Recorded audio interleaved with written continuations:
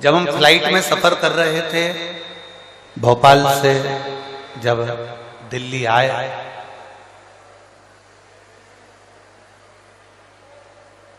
तो जिस समय फ्लाइट से नीचे उतरते समय एक लड़के ने एक प्रश्न किया, बड़ा अच्छा प्रश्न है, आपके और हमारे जीवन की सिद्धता को सिद्ध करता है। प्रश्न बहुत अच्छा है। उस लड़के ने प्रश्न किया,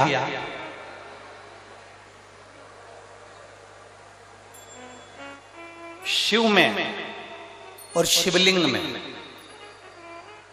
कितना अंतर है? रेवाड़ी की जीजियों और हरियाणा के मेरे जितने जीजाउन बैठे हैं बड़े सावधानी से सुनिएगा।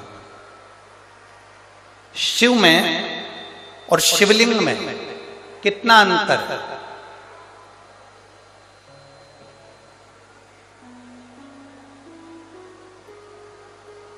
दिल्ली में कोई विवेक बिहार का वो लड़का था जिसने वो प्रश्न किया था, और हमने उस बच्चे से कहा था कि अगर बन सके तो पहले दिन की कथा जरूर सुनना रेवाड़ी की।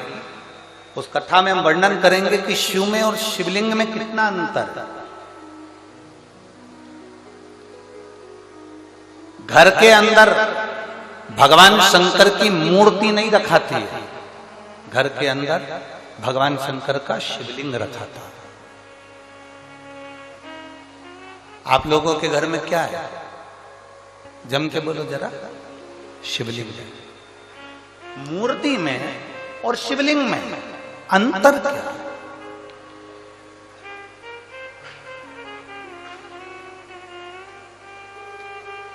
मूर्ति में और भगवान शंकर के शिवलिंग में अंतर क्या है?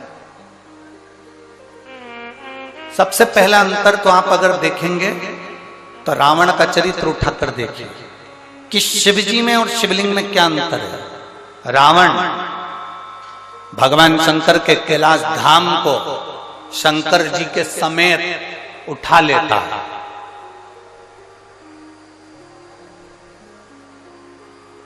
लंकाधिपति रावण, लंकाधिपति लंकेश, शंकर भगवान को कैलाश पर भगवान शिव बैठे हैं और रावण भगवान शंकर को कैलाश के समेत शंकर भगवान को उठा लेता है। बोलो उठाता है कि नहीं उठाता? जम के बोलो जरा। उठाता है ना? रावण भगवान शंकर को कैलाश के समेत उठा लेता है, और वही रावण जब शिवलिंग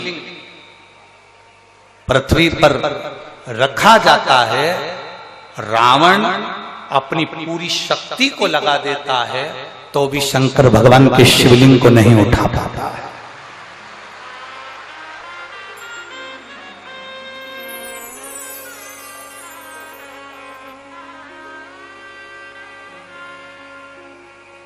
शिवलिंग नहीं उठाता है, भगवान शंकर के शिवलिंग को नहीं उठा पा रहा,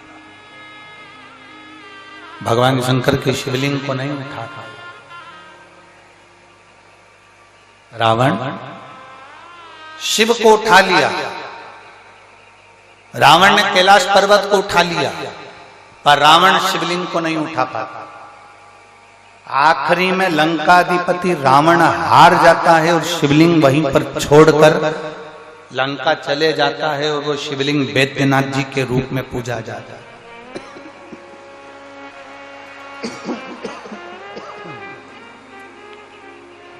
अंत में वो शिवलिंग बैद्यनाथ जी के रूप में पूजाता है।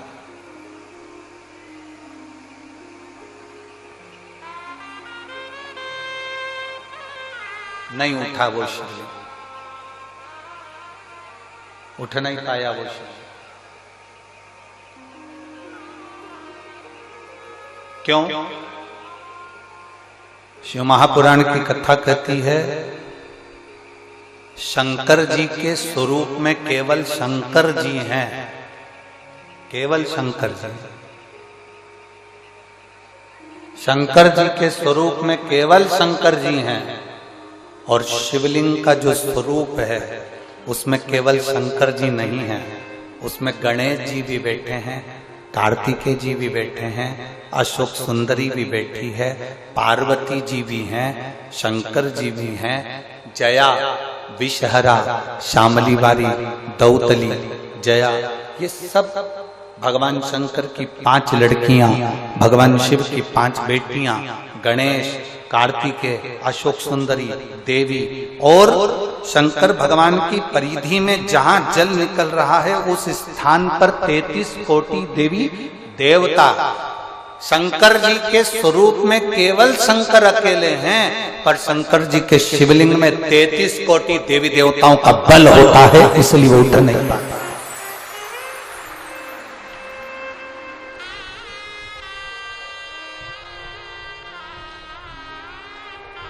ब्रह्मा जी की पूजन करने के लिए कहीं नहीं जाना, भगवान विष्णु की पूजन करने के लिए कहीं नहीं जाना, इंद्र की पूजन करने के लिए कहीं नहीं जाना, गरुड़ वरुण की पूजन करने के लिए कहीं नहीं जाना, नवग्रह देवता की पूजन करने के लिए कहीं नहीं जाना, एक एक देवता की, कुल देवी, पितृदेव, वास्तुदेव, आहुतदेव, वासुकी देव, ये सारे देवताओं की पूजन करने के लिए कहीं नहीं जाना। केवल एक देवाधिदेव महादेव पर अगर आप 1 लोटा जल समर्पित कर रहे हो तो सारे देवताओं की पूजन एक साथ में हो रही है।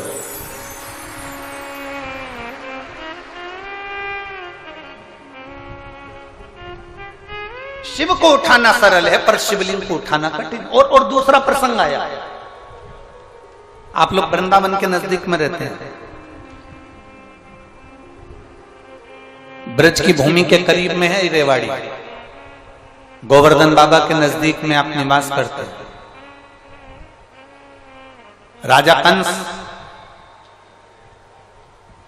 जिस कंस ने अपना उपद्रव मचाया, जिस कंस ने सब कुछ अपना बना लिया, जिस कंस ने अपनी बहन को कारागार में डाल दिया, जिस कंस ने अपने दामाद को कारागार में डाल दिया, जो कंस भगवान कृष्ण का द्रोही बन गया, वो कंस महेंद्र पर्वत पर जाकर, जिस जगह पर भगवान परशुराम बैठकर तप साधना करते हैं, कंस परशुराम भगवान को पर्वत के साथ में उठा लेता है। और कंस, वो राजा कंस महेंद्र पर्वत पर परशुराम भगवान को महेंद्र पर्वत के समेत उठा लेता है, महेंद्र पर्वत के समेत। अब एक दिन कंस आया और परशुराम भगवान महेंद्र पर्वत पर बैठकर तप साधना कर रहे थे, और कंस उनको उठाने वाला, पर्वत उठता नहीं है। कंस जब भी महेंद्र पर्वत पर जाता था परशुराम भगवान को पर्वत के समेत उठा लेता था, पर आज पर्वत उठाने, कंस ने एड़ी से चोटी तक का बल लगा लिया, पर वो महेंद्र पर्वत नहीं उठा और ना परशुराम भगवान उठे।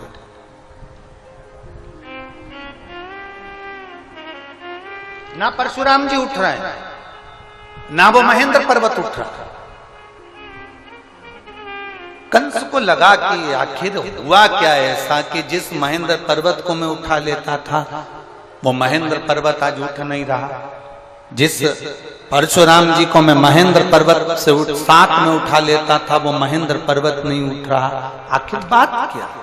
कंस की बुद्धि में ये बैठ नहीं पाया कि आखिर हो क्या रहा।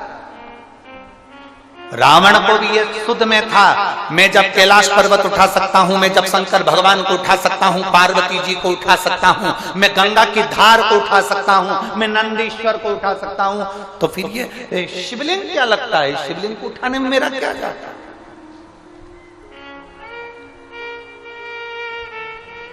पर्वत को उठाना सरल है, शंकर भगवान को उठाना सरल है, पार्वती जी को उठाना सरल है, नंदी को उठाना सरल है, पर शिवलिंग को उठाना कठिन है, क्योंकि उसमें सारे देवताओं का बल और तत्व प्राप्त हो गया है, सब कुछ है। और अकाल मृत्यु वो मरे जो काम करे चंडाल का, काल उसका क्या बिगाड़े जो भक्त हो महा। जो शिव का उपासक उसको क्या भय, यहाँ मेरी रेवाड़ी की इतनी सारी जीजियां बैठी हैं, इतने सारे जीजा बैठे हैं, इतनी सारी बेटियां, इतने सारे बेटा बैठे हैं, मेरी माताएं यहाँ पर विराजमान हैं। मैं उनसे पूछना चाहूंगा, कभी आपने किसी भी संत को, साधु को, सन्यासी को, तपस्वी को, देवता को, देवी को शंकर भगवान के स्वरूप की पूजन करते हुए नहीं देखा होगा? आपने जिसको भी देखा होगा शिवलिंग की पूजन करते देखा होगा। आपने किसी देवी देवता को शंकर के स्वरूप की पूजन करते हुए नहीं देखा होगा। आपने देखा होगा तो शिवलिंग की पूजन करते देखा।